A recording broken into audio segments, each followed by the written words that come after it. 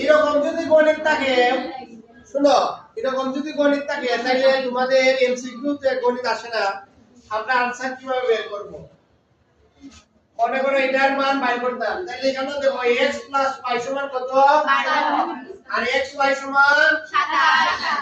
এখন আমি সূত্র জানি না, কি জানি না? সূত্র না জানলে আমার অঙ্কটা করা লাগবে না। তাহলে আমরা মনে করি কত যোগ করলে 12 হয় দেখবো, কত যোগ করলে 12 হয় দেখো তো, কত সাথে দেখো 5 আর 7 যোগ করলে কত হয়? কিন্তু 5 আর 7 গুণ করলে 12 হয়নি, হয় না।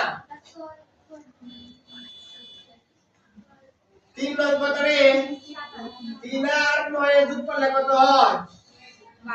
12। আর 3 আর 9 যোগ করলে কত হয়? 27। তাইলে x এর মান হচ্ছে 9। x এর মান কত ধরবো আমরা? 9 বড় ধরবো x এর মান।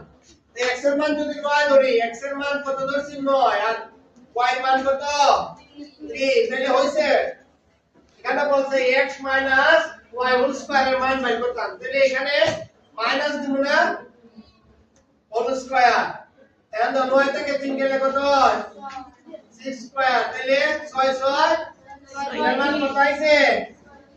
36। এখন এটার মান কত হইব?